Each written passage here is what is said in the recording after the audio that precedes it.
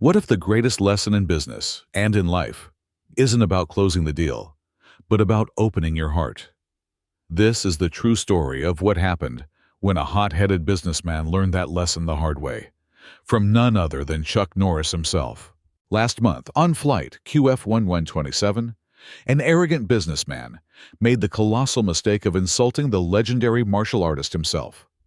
What transpired on that flight will reveal a side of Chuck Norris that few have ever witnessed. But before we dive in, let me know where you're watching from in the comments. It all began at Sydney International Airport, December 2024. Chuck Norris, a figure of quiet strength, walked through the first-class cabin of the Los Angeles-bound flight. His worn boots and leather vest drew curious glances, his famous face partially obscured under his signature cowboy hat. He quietly settled into seat number 6. That's when the shouting erupted. "Hey, poor man, this is my seat. Get the hell out!" Derek Langston stood in the aisle, his tailored navy suit a stark contrast to the vein pulsing furiously in his forehead. Fresh from a catastrophic business meeting that had cost him millions, he was already on edge.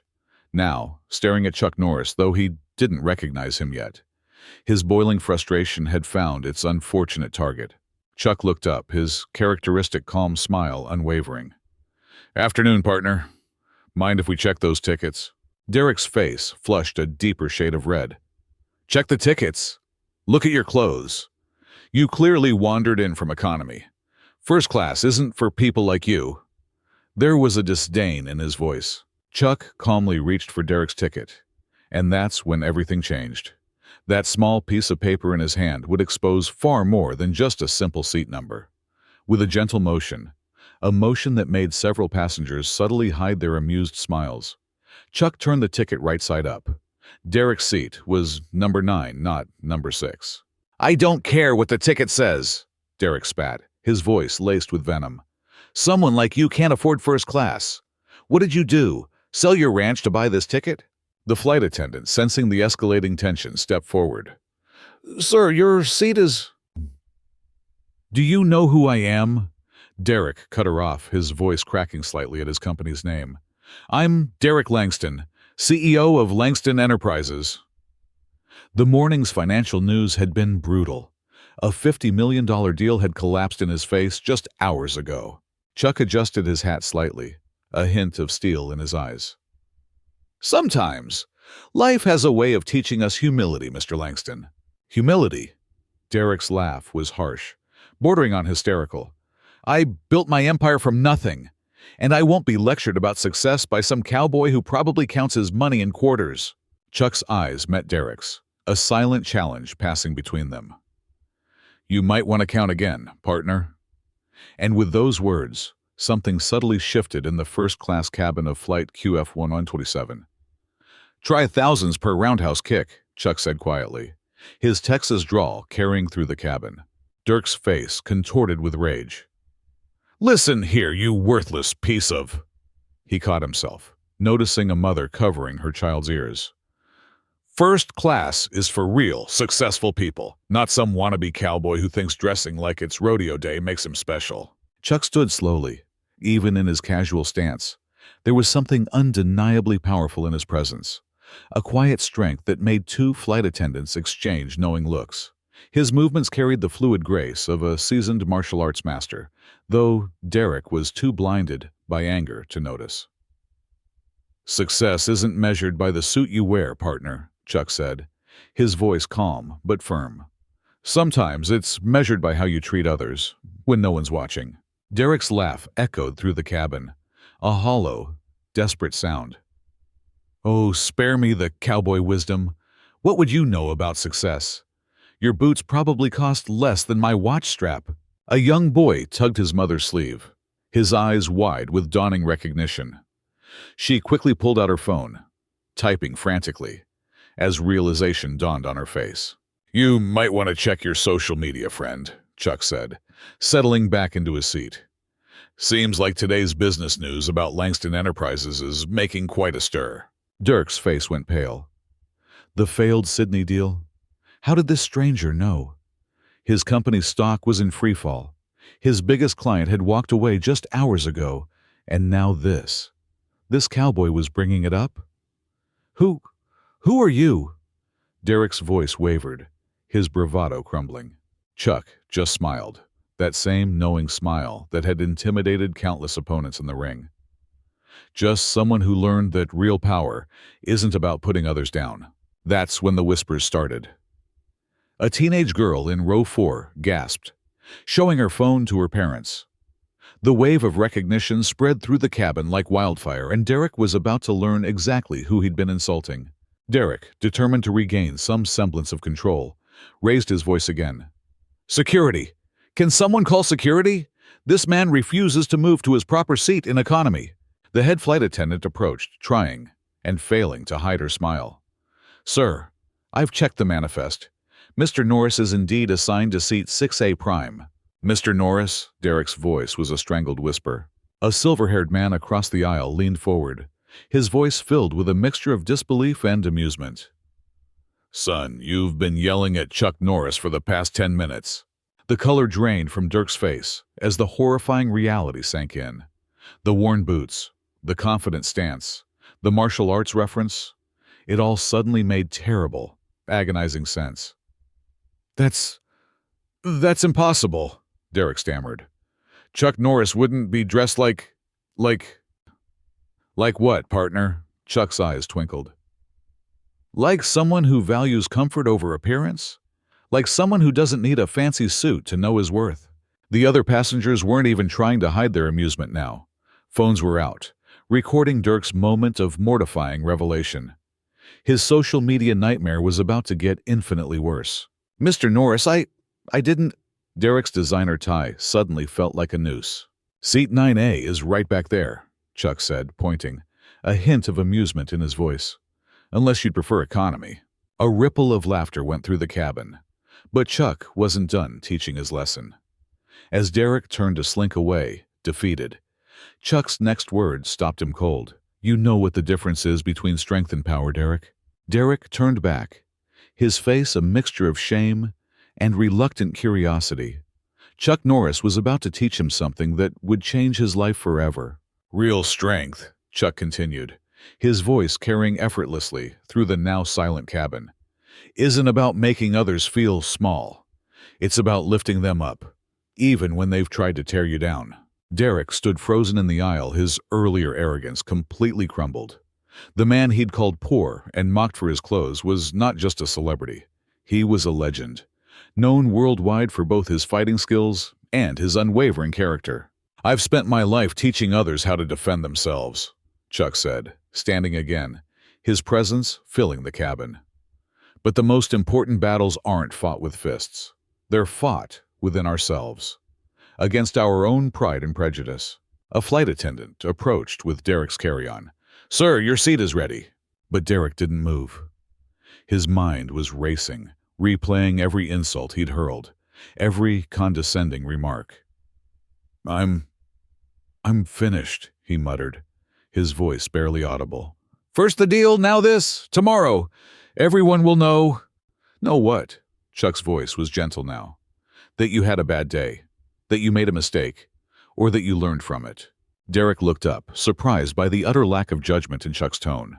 "The world's quick to condemn, slow to forgive," Chuck continued. "But true redemption starts with admitting our mistakes." An elderly passenger spoke up from her seat, her voice filled with fond remembrance.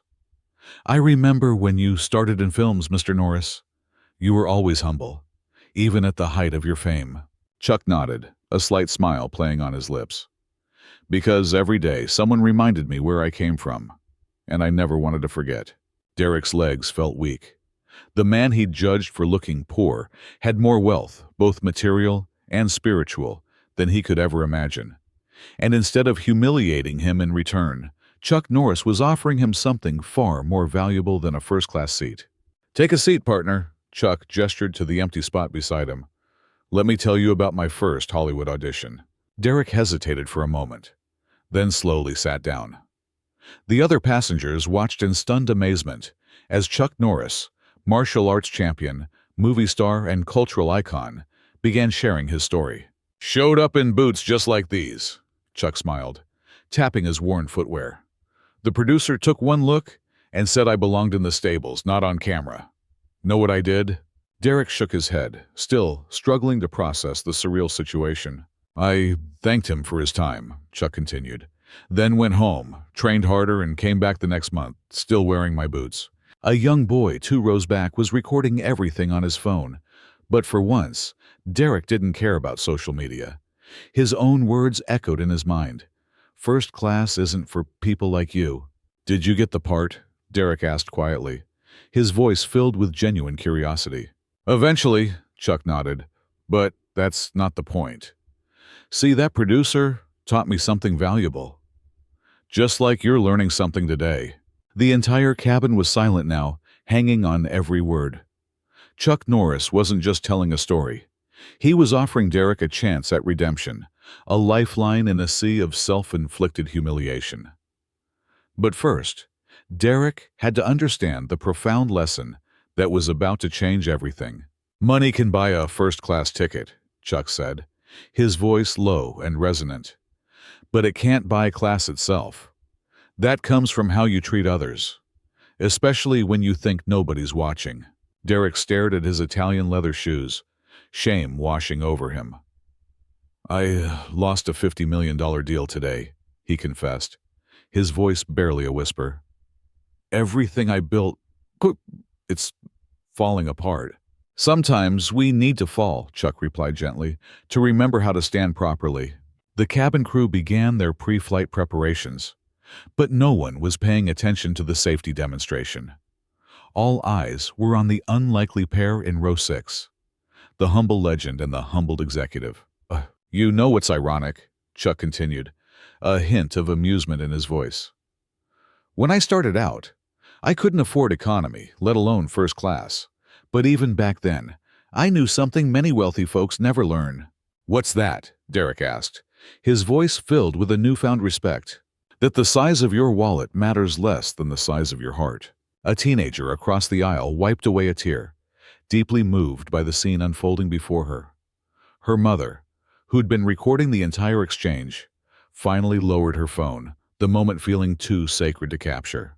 But you made it, Derek said, a hint of confusion in his voice. You became successful. Chuck's response would haunt Derek for years to come. Success isn't what you're thinking it is, partner.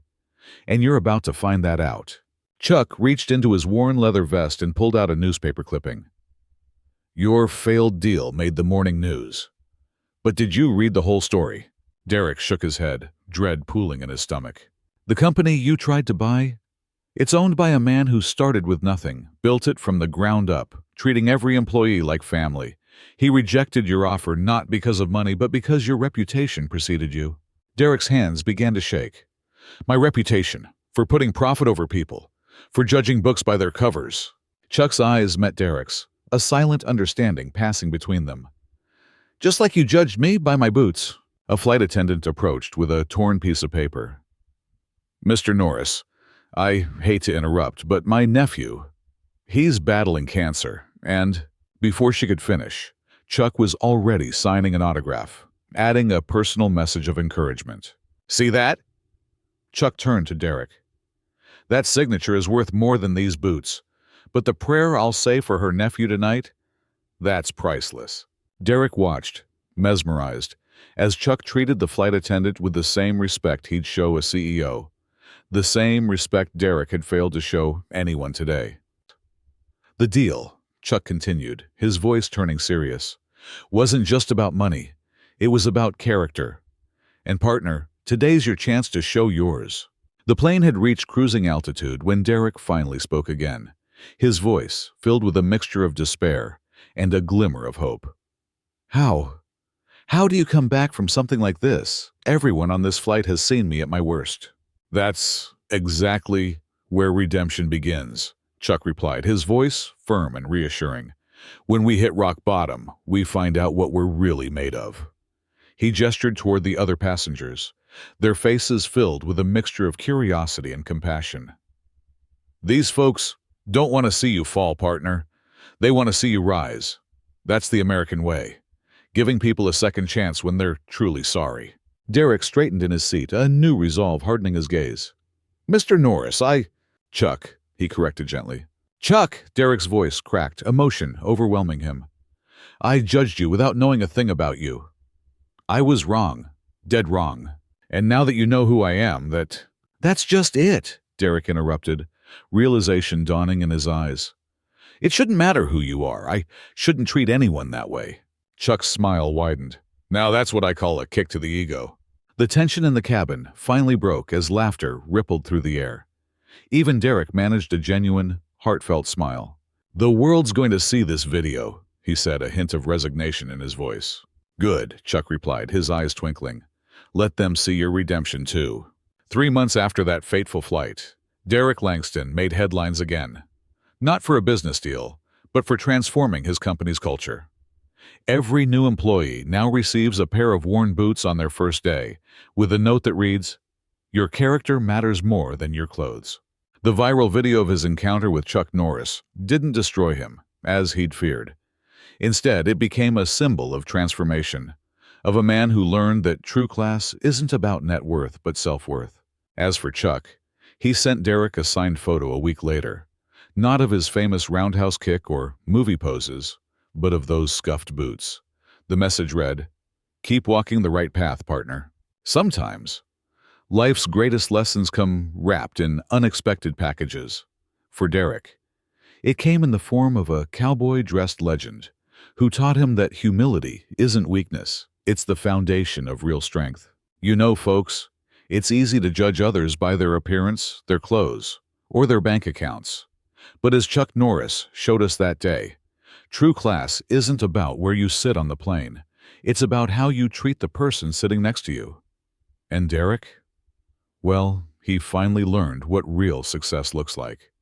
It's not about the suit you wear or the seat you occupy. It's about the lives you touch and the hearts you change. If you enjoyed this story of redemption and want to hear more like it, don't forget to hit that like button and subscribe. Drop a comment below, sharing your thoughts on Chuck's wisdom.